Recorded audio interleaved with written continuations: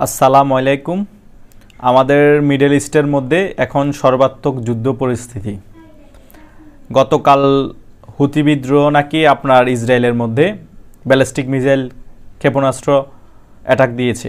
অ্যাটাকের ফলে আপনার ইসরায়েলের একদম মধ্যেই বিস্ফোরিত হয়েছে হুতি বিদ্রোহ ব্যালিস্টিক মিসাইলটি, এবং আপনার লেবানন থেকেও সর্বাত্মক আক্রমণ করা হচ্ছে ইসরায়েলের মধ্যে। এখন ইসরায়েল সর্বাত্মক যুদ্ধের প্রস্তুতি নিচ্ছে লেবানন অ্যাটাক করার জন্য, এবং গাজার মধ্যে তো অ্যাটাক চলছেই।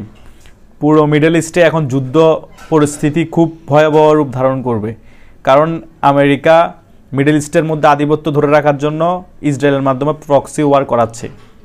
তো প্রক্সি ওয়ার করার কারণে ভারসাম্য বজায় রাখার জন্য ইসরায়েলকে হাতের উপর রাখছে আমেরিকা, কিন্তু রাশিয়া পুরা খেলা খেলতেছে ইরানকে দিয়ে। ইরানকে প্রক্সিভাবে আবার খেলাচ্ছে ইসরায়েলের বিরুদ্ধে। আবার ইরান প্রক্সিভাবে হুতি বিদ্রোহ লেবাননের আপনার হিজবুল্লাহকে দিয়ে, হামাসকে দিয়ে খেলতেছে কার সাথে? ইসরায়েলের সাথে। কিন্তু এভাবে সর্বাত্মক যুদ্ধ যদি চলতে থাকে, যে কোনো মুহূর্তে আপনার ইসরায়েলের সাথে ইরানের হেড টু হেড হয়ে যেতে পারে। তখন মারাত্মক অবস্থা হবে আমাদের কোথায়? মিডল ইস্টে। আরেকটি কথা বলি, সেম একই ক্যাটাগরিতে আমেরিকা প্রক্সি ওয়ার করাচ্ছে কাকে? Ukraine versus Russia. কারণ এটা আপনারা ইউক্রেন নামটা কিন্তু সব কিছু করতেছে আপনারা আমেরিকা। আমেরিকা ডাইরেক্ট এসে যুদ্ধ করতে পারবে না, কারণ থার্ড ওয়ার্ল্ড ওয়ার হয়ে যাবে।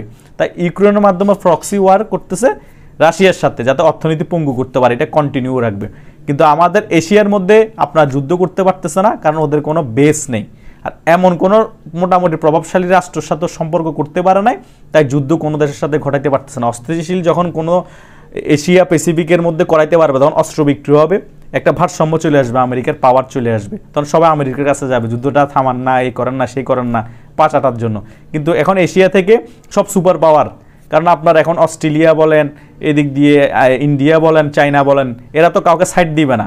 এই কারণে আর অন্যান্য যেসব রাষ্ট্রগুলো আছে তারা ওদের তুলনায় অনেক দুর্বল, তো এখন ওদেরকে হাতে নিতে পারতেছে না। সেই কারণে বাংলাদেশকে টার্গেট করছে টেকনিক্যালিভাবে।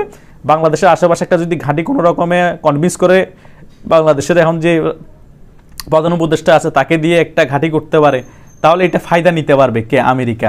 চাপ প্রয়োগ রাখতে পারবে চায়নাকে, কাকে? ইন্ডিয়াকে। এটা হচ্ছে ওদের একটা টেকনিক। এই টেকনিকটা তারা সফল অনেক আগে থেকে হওয়ার জন্য চেষ্টা করতেছে, কিন্তু পারতেছে না বাংলাদেশের রাজনীতি পরিস্থিতির কারণে। এখন সামনে কি হয়, এটা হচ্ছে বড় বিষয়। আমি এই বিষয়ে আরেকটি ভিডিওতে আলোচনা করব সম্পূর্ণ। তো এতটুকুই আজকের জন্য। ধন্যবাদ সকলে। আমার চ্যানেলটি সাবস্ক্রাইব করে দিবেন।